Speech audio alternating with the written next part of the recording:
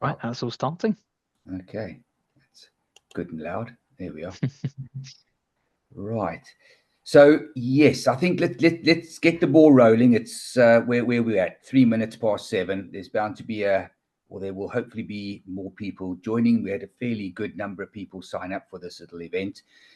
So let me just start off by introducing myself. I'm Pete Gillett.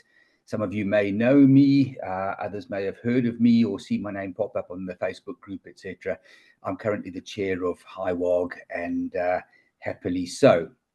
Um, just by way of getting the ball rolling tonight, my thank you to all of you for signing up, for joining the session this evening, and welcome to you all. I thought it probably worthwhile just giving a little bit of sidebar background as such in terms of information and data gathering that we do as HIWARG before handing over to Jamie, who will then talk through what the benefits are to yourselves as land managers and landowners. Essentially, what we do, as many of you will, or hopefully all of you will know, is we have across Hampshire and on the Isle of Wight, on areas that you manage, we have what we call transects set up, and these comprise areas on those bits of land where we lay refugia, bits of tin or bits of coralline, and we have a significant network of volunteers who go out as and when they're able to. They wander around in the lovely outdoors. They record any reptiles and amphibians and things that they find either in ponds or reptiles that they find under the refugia. And they also look for and record reptiles that they find between the refugia whilst they're out and walking. So, unlike butterfly type transects, where people would go out and walk a very, very defined route, same sort of time of day, same day of month, year after year, counting the butterflies that they see along that particular route. What we do is we encourage the volunteers to go out for a walk, enjoy themselves, spend as much time as they like out there doing the surveys, and basically going off route, yeah, pretty much wandering wherever they want to in order to find where the reptiles are at a given point in the year across that piece of land, and what they might be doing, because we know that reptiles use different areas over this or throughout the season for different aspects of their life. So that said, we do encourage volunteers to sometimes go out. We've got all our refugia are numbered. They all have a GPS location. And what we do is we say to the volunteers, go on out when you're doing your survey. If it's a site that you regularly go to and you know it very well, just to mix things up a little bit so that you're not always walking the same route out of habit. Sometimes when you get to a site, we suggest that they walk and they do their survey numerically to number 1 through to number 10. We might suggest to them that they mix it up a little bit and do odd numbers on the way out and even numbers on the way back, or just basically pick a different route each time, because every time you walk a different route, different survey that you're doing, you're likely to find different animals in different areas. And that's what we want to know, is where are they across the greater area of your sites. What do we get out of it? Well, we like going out on our weekends, looking for animals, wandering around in the fields, on the commons and the heathlands. A lot of us like photography as well, so that's an added bonus. But we enjoy going out and looking for these animals and spending time outdoors. And if there's an added advantage that we can do something constructive with the finds as such, and we can come back and we can log them into an IT system and make those that all that information available to land managers, so much the better. So we enjoy going out and doing what we're doing out there. Hopefully, through what Jamie will run through with you this evening, you're getting benefit out of this as well. You're able to use that information and make evidence-based decisions in terms of habitat management and the like. And ultimately, the animals benefit because from a conservation perspective, their habitat should be more suitable and be being improved for their benefit. So essentially, that's where the data comes from, a group of very enthusiastic volunteers going out, doing as many surveys as they can and plugging the information, all the data that they find into the system and making it available. And of course, this is available to land managers and the landowners absolutely as and when you need it. It's all on the system. And Jamie will walk through how you actually access that and what the benefits and what have you there are. So a little bit of positioning from that perspective. Consider the scenario where we've gone out, we've done our surveying, and we have now for HIWARG, we kicked off in late 2018. So we've gathered a fair amount of information across all these various sites. We have at the moment around about 230 transects across Hampshire and the Isle of Wight.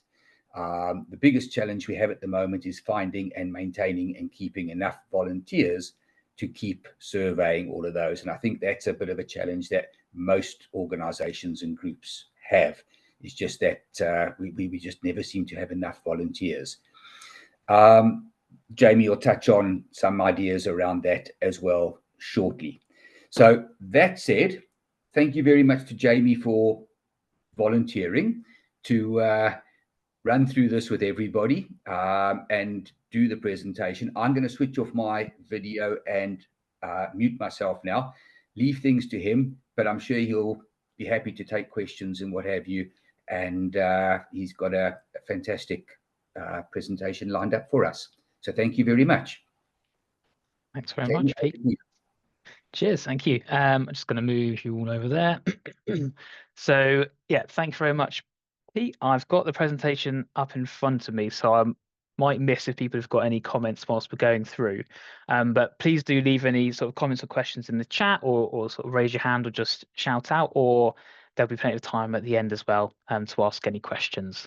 So yeah, no, firstly, thanks very much for attending the session. For those of you who don't know me, I do know a few people on the call and it's great to see you. I'm Jamie, the liaison officer for the Hampshire and Isle of Wight Amphibian and Reptile group. So we'll be running the session on the Land Manager portal. Here's a few people from the group, so you might recognize a few names who you might have either met on site or have dealt with via email. So there's a little gang of us in the group. So Peter, who we've already met, Pete West, who's our amphibians officer, Caroline, who looks after our volunteers and events, myself, with sort of liaising with land managers as much as possible, our records officer, Jonathan, and our training officer, Ben, who's been doing a fantastic job of increasing the amount of volunteers we've got going out on site. So if you've got any of our emails, just feel free to reach out to us at any time. And then also you can use that info email address at the bottom of the page there, and that will get triaged out to all of us as well. So what's the Land Manager portal? So a little snapshot of it here, but I'll do a live demonstration as well. So it's an online page that any landowners or land managers who have HIWARG surveys on their site can access. It's also for the other ARGs too, so places like Surrey or Berkshire, any of them that use this sort of ARG setup, Amphibian and Reptile Group setup. So for anyone on the call who doesn't have access to theirs, please let me know at the end or in the comments, or feel free to email us as well. If you've joined this presentation from outside of HIWARG, we can also try and help work out who you may need to get in touch with too, if you've got surveyors from a different ARG. So yeah, please do feel free to let us know. So when you use the portal, you should have a portal link, and it's a single password-free sort of website link that you can share with your colleagues and stakeholders as well. It's a unique sort of link to each site or to each land manager or in each landowner, so you don't need to log into anything. But just to bear in mind that whoever you send it to can access it using that link. So as Pete said, it contains all of the data collected by volunteers, including mapping as well. So you can do whatever you'd like with this data. We want it to go to whoever needs it. So please don't keep it a secret. Please share it with your teams, any contractors you have on site, anything like that as well. Only thing to probably bear in mind is to not publicly share sort of the direct locations of some of the more sensitive features. So adder high binocular or just adders in general themselves, or things like sand lizards, smooth snakes, and great crested newts publicly as well. So I'll go into a few more details during the demonstration and afterwards, but why might you want to use the portal? So it gives you access to all of the species records from when surveying started from HIWARG, and you can use this to look at trends, movements of populations, and sort of have a look at how things have changed over the years as well. Just on the bottom right there, so if you've had anything like a wildfire, you can start to see if anything is recolonized after the fire, or potentially have a look back through the years on the portal and see what might have been unfortunately lost and what you might want to try and encourage back into the area. So the portal can also help with early warning systems. So if you spot on the system any species that are in decline, that might ring sort of early alarm bells. There might be something that you can investigate, or we can help investigate as well. And you can also obviously highlight important areas for reptiles and amphibians. So like the picture here, maybe you've got a nice sunny, sandy, south-facing bank that you weren't previously aware of. And maybe that's holding all of your sand lizard population, or it's a really good spot for slow something like that.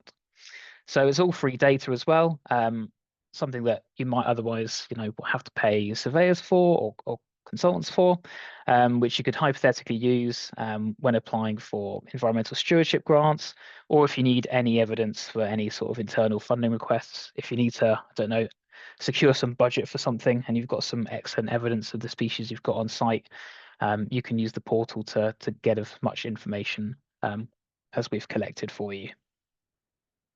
So hopefully this all works. We're going to have a switch to the demonstration. So if I bring up this, and I've picked on certain sites, if that's all right. Is that showing my web page currently?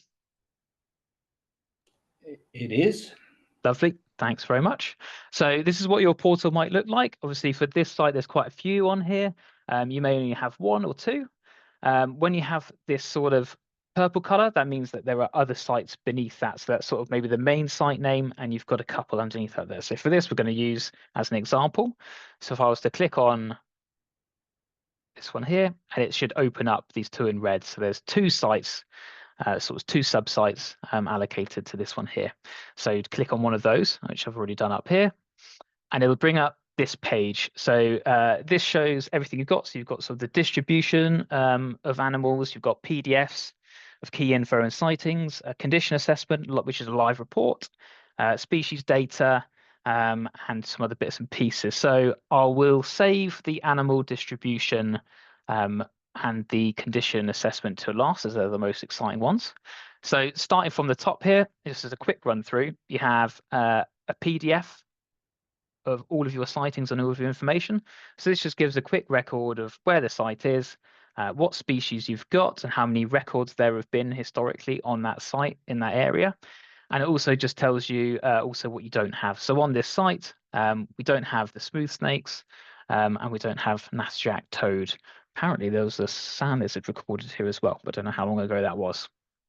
And if you run through, this one's fairly basic. It just takes you through each species, sort of the location it was found in, the date, and the grid reference, and if that record was verified or not. So quite long there. If we go back into the portal and skipping these top two ones here, so you can have that same information again, but in a CSV file or a KML. So that could be something that you use when you want to upload that data straight into GIS. GeoJSON, whatever that is, but also useful for GIS. And add a management layer for GIS, which I'll come back into when we look at the animal distribution section. And then you can also download the refugia KML. So this is where we've put out the refugia, so the tins or the bits of coralline that we use for surveying. You can get that location for GIS on there, and you can also get it as a GPX file, which is what you will use on our Garmin devices or on your phone for finding them. So that gives you sort of the basic information that you can download off. If you'd like to submit a sighting, if we click on that one, it will come up with this here, so you can enter your animals. Oh, pick a date, sorry, and go through. And on here, for each animal that you found, so for sort of casual records, you can add your grid reference, select your species, the gender if you know what it is, no worries if not, the life stage as well, and a comment. And once you've added a few of those, one of those, you can submit the survey report as well. So if I just cancel that and come back out, you can also submit a refuger sighting. So I'm just going to go to where I've already opened that up somewhere else. So in here. So for a refuger survey, this might be what you want to use if you've downloaded your refuger GPX and you've gone out on site and you've done more of a proper survey rather than just doing a casual survey. You can put your name in here, your email address, stick that in there for now, date, your survey time, and your survey end. And if you go through to enter sightings, it looks slightly different from the casual one, but quite similar on here. So for your first record, you could either submit it from a tin, so that's the refuger, and then you can select the name, the number of the tin in here. And if you couldn't find it, and you can also put not found, and that also highlights whether or not we think we're starting to lose it. So if two people in a row highlight that it's missing, then it flags up on the system as potentially missing. So it's present, and then in here you would just select what you've seen and the number of it as well. So if I saw 3 male adders under one tin and possibly a slow worm who got very confused and had joined them, I could pop that in there as well. And then I would go down to add refuge or sighting, and that will allow me to do that for another tin. If you'd had a sighting of something that's not underneath the refuger and you've taken the grid reference for that, you then do a visual on there, and you can type in your grid reference and then select the things in there as usual. So this is what our volunteers use. So this is what they'll be populating when they do a refuger survey, and then that all gets sent over and down onto your system. So if I come back out of that and go into here,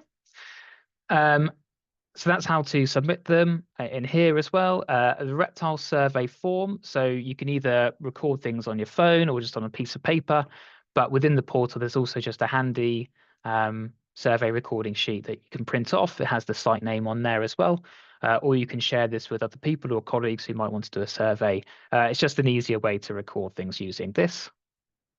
And then the site boundary KML, again, this is quite useful for your GIS or any mapping systems. This just gives the general boundary of what we've put for the site. So you can check that as well if you think it's incorrect and let us know, and we can update that as well. So moving on to my favorite bit is the site map up here. So where it says GIS. And if we click on that, and as I mentioned, the KML, so for this one, it's a bit of a square because this section here on this other side is covered by another transect and another KML file. So on here, you'll be able to find all of the records on your site and sort of some of the adjacent areas as well. Everything is coded up here. So we have a reptile layer, we have an amphibian layer, and you can also select through the years, so you can see what's been found at different times throughout history as well, which could be quite useful if you want to look at potential trends. So at the moment, I've got all of the reptiles showing and also the adder management areas. If you have sand lizards on site, we do occasionally also have these sand lizard burrowing areas, but just to bear in mind that they're not always recorded. So even if you do have sand lizards, you might not have any information for that. The refuger, if I click on that, this shows you where all of the tins are at this site. You can see here we've had a bit of a flag on number 14, so that might potentially need replacing, might be missing. And you can see that there's quite a lot of the sightings are associated with the refuger, and then we've got quite a few other ones that have been found sort of out and about as the surveyors have been walking around and seeing them in between. So for this one, quite interesting, quite a potentially a healthy adder population, but this bear in mind that this is all records from the time that we've seen it. So if we wanted to go back in time, we could select say 2019. Sometimes it takes a little bit to load, and hopefully I haven't crashed it now. But hopefully in a few seconds, some records will show up. There we go. Starting to populate of what has been found in that particular year. And then I'll go back to doing all records.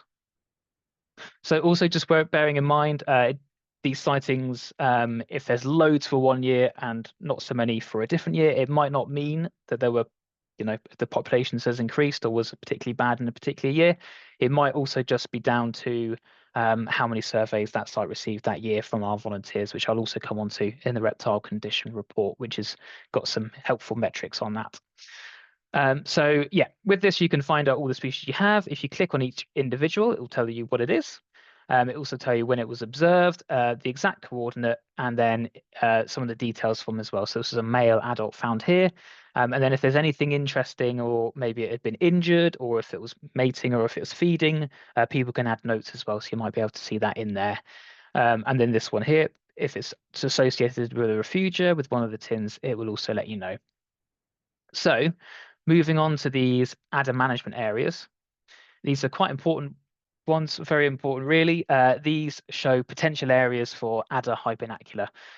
So if I click on one of these, so this was found on the 4th of April. So automatically, when a adder is found earlier on in the year, early in spring, it will open up and it will associate this and give it a sort of a boundary. And this is to flag that in this area there could be a hibernacula. So early on in the season, in the spring, the adders, they don't like to move too far away from where they've been hibernating.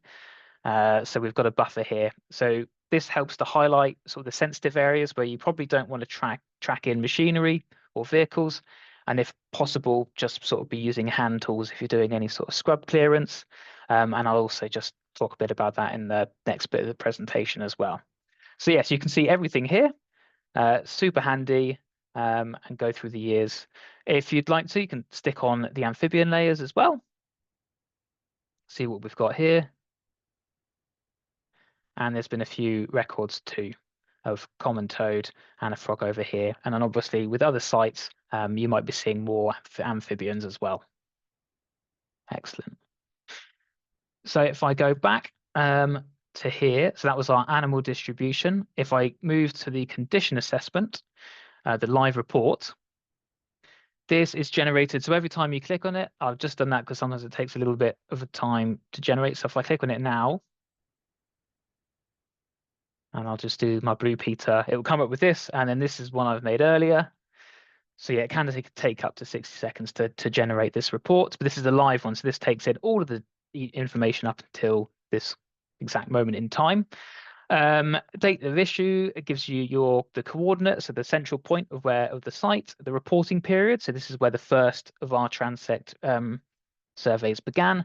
The number of refugia, so the number of tins that are on site, the number of surveys that it's received in its history, the survey area, and then the survey hours as well, and refugia density. So that's how many tins we have per hectare. We normally aim for around 1 per hectare, but it differs between sites. It's got a handy summary here up at the top. So it goes through the European protected species first, so smooth snake and sand lizard. Just worth bearing in mind for this, it's just the reptile one at the moment, not the amphibians. And it lets you know if you have them on site. So not recorded in here. So I think that potentially that last record of a sand lizard might have been from somewhere nearby. And it also gives you confidence of probable absence. So this takes into account the local area and sort of the detectability of things in the region to see what could go. So the detectability is looking at sort of how many individuals were found per hour.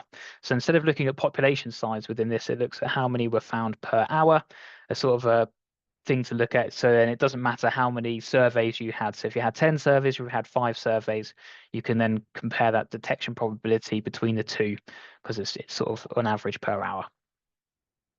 So for here, we've got adders, grass snakes, common lizards, and slow worms all present. These are your total records since it began.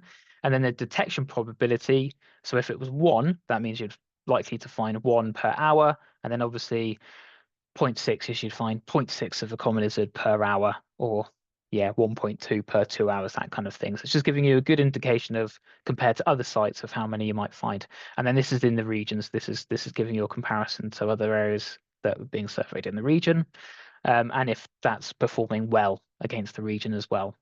Gives us a trend too. So if they're in decline or not, according to our data, and I'll go through that as well, or if they're increasing. So if we pick the adders in particular, you can see sometimes we're able to point down if there's major habitat events like wildfire, we can add these in. If you have something like that on a site, you can always let us know. If you can't see it in here, and we can add it in. It's just something to, yeah, let you know if we had a big drop off in survey numbers or in species. It could be because there's been a wildfire or something like that. So the total number of surveys and then the hours of surveys is shown here. The total animals observed, and then the peak. So 6 animals were seen in 2022, and one of the surveys found 4 during that survey. And then the occupied hectares here, and then detectability per hour. So for this site, we've had not so many surveys as well in 2024, and we've had a few more in 2025. And we've got this detectability graph, and here it's sort of showing a bit of a trend line from 2021 of a bit of a decline, minus 2.88%, so not too big, but something to keep an eye on. And as some of you may know, we're having, well, adders aren't having a particularly good time across the country. From Make the Adder Count survey, a report. So yeah, maybe that's something to keep an eye on. Obviously, if the decline was even bigger, again, something to look at here. And then population fitness. So it'll look at the amount of males and females that have been seen and their ratio and the regional mean. So this is 45 to 54, so okay. And then the age structure as well. So between adults, subadults, and juveniles. So if you had loads of adults and we weren't seeing any subadults or any juveniles, there might be a bit of an issue here. And as we've shown, this is showing a slight warning that not seeing too many subadults, some juveniles, but we've got sort of quite a big site ratio of adults, although 22% over the regional mean. But anyway, just something to bear in mind for future management. And then we have something similar for the other species that are on site. So here for common lizards too, again, we've anecdotally been noticing drop-offs in certain years for these, maybe something to do with the weather conditions, drought conditions, and then very wet conditions. And then grass snakes here have a slight increase, and slow worms as well, a slight increase of 9%. Just to bear in mind, when you're looking at these percentage increases, just to have a look at the sort of total surveys you've had. It is to do with detectability per hour, but if you've had sort of 1 year that's only had 1 survey, obviously it's a bit of an anomaly, might be skewing the data a little bit. Personally, for this site, I can say I've noticed some sort of excellent grass snake activity. I found an enormous female at the top of one of the hills a couple of years ago, beautiful, and I found a few sort of fresh babies here as well. So clearly there's breeding opportunities for them in here. There's 8 juveniles observed. I think I've probably done 4 of those or something. So yeah, this gives you your live report into what you've got on the site throughout the years and a few means. So these are quite nice things to have, to print off. You can use them in your own reporting, and please just do feel free to use them for whatever you would like. So yeah, say quite a lot of things on there. Have a play around with yours. And then obviously the CSV data here is your easiest thing if you just want to download everything off into an Excel spreadsheet. Excellent. Right, I will try and have the presentation back. So hopefully that's worked.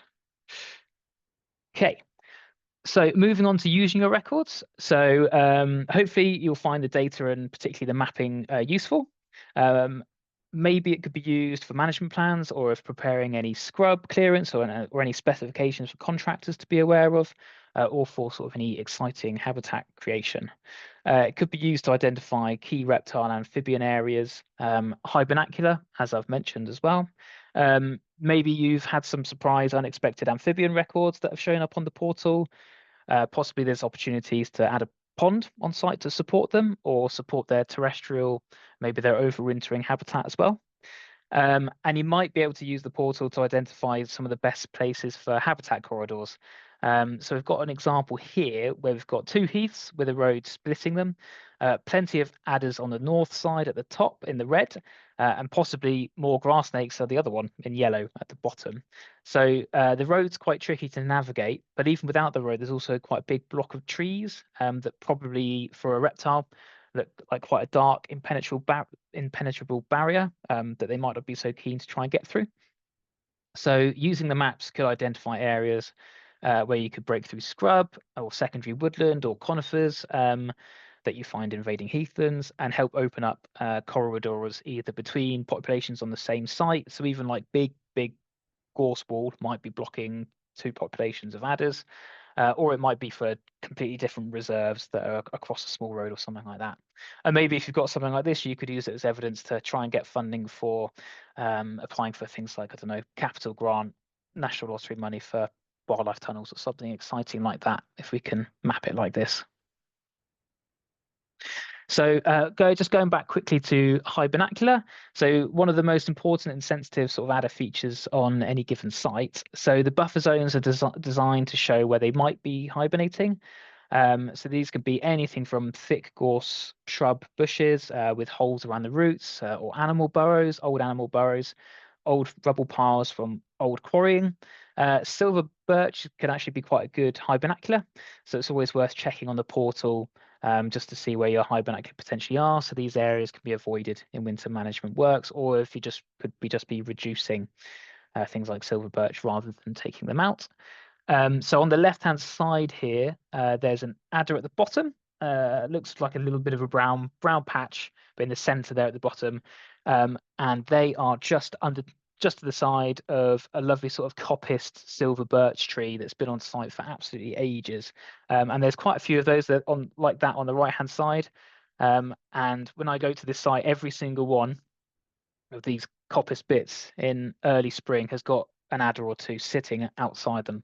So it looks like most of them are acting as high binoculars, and the Wildlife Trust who are managing it are doing an excellent job and keeping them completely untouched, and also leaving an area of sort of scrub or a bit of grown up gorse and longer vegetation around them, somewhere for them to bask when they come out as well, so they're not just coming out onto sort of cleared areas. So appreciate it can be quite difficult to find these.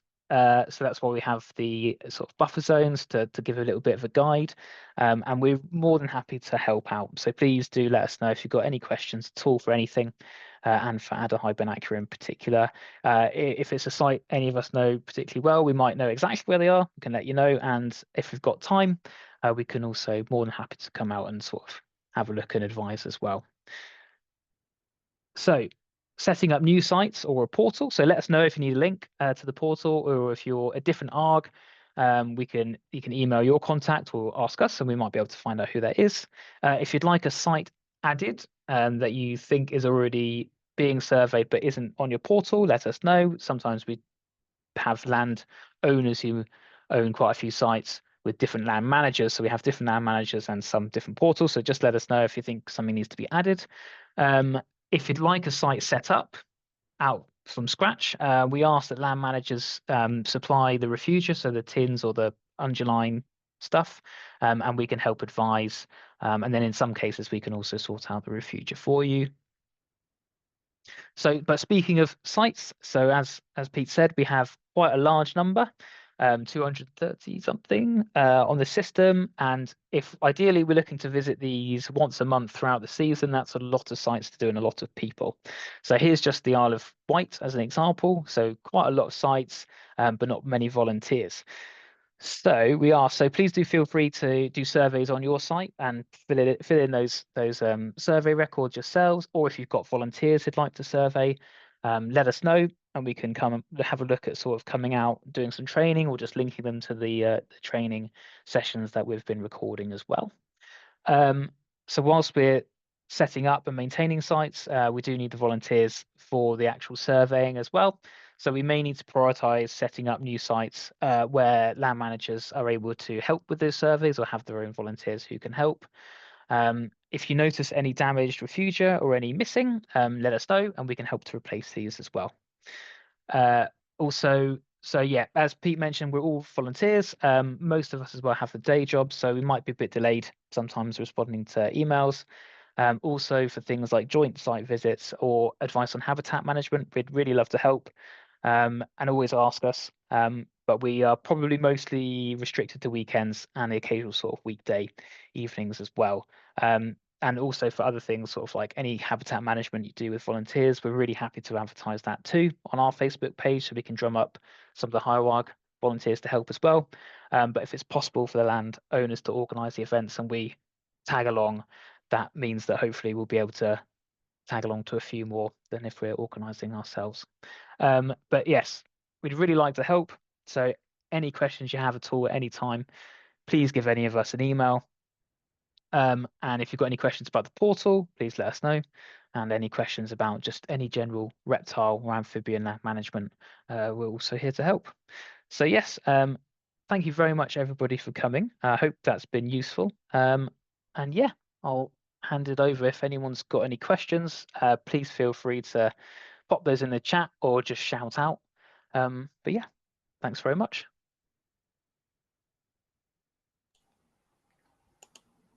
That was fantastic. Thanks, Jamie. That really comprehensive and covered off all the key points all the areas that are typically going to impact land managers, landowners, and absolutely a fantastic overview of the whole system there that is available to them. Really, what we want people to do is use it. And I think that is, a real takeaway from this. As Jamie was saying, the data's there, the information's there. We can help translate some of that for you, specific to certain sites, to certain transects. Absolutely willing to do that, and that's what we're doing this for. But for us to be gathering this information, which prior to a system, prior to an IT system that has it available to you like this, so much information was gathered. It went into little notebooks. They ended up in somebody's drawer. They either never came out again, people never got hold of that information, or in many cases, it is frustratingly difficult to get information from various groups, from certain species, organizations, etc., to say, give us our information, let us do something with it so we can make the right decisions. And what we're trying to do is we're trying to thrust it upon you and say, we've got the information, please take it, do something with it, use it. We're not the scientist types. We're not ecologists on the ground. We're passionate volunteers looking for animals and gathering the information. And it's up to land managers and landowners to now take that and please do something with it. Share it with your colleagues. Tell them about it. If they want, we'll publish the recording here. But key to us is that somebody's actually then taking this information, or the data that we're gathering, we're converting it into some sort of usable information here for you, and we need people to be using it for conservation purposes. Otherwise, it's just sitting in an IT system again, stagnant, and what's the point? So here it is, people, please share this message, get people using it, get people coming onto the system, and use what we can provide to them. It's your data, please use it. So, excellent. Questions from anyone? I see there's some comments in the chat. Well, thanks, which is, thank you very much, everyone. I might pause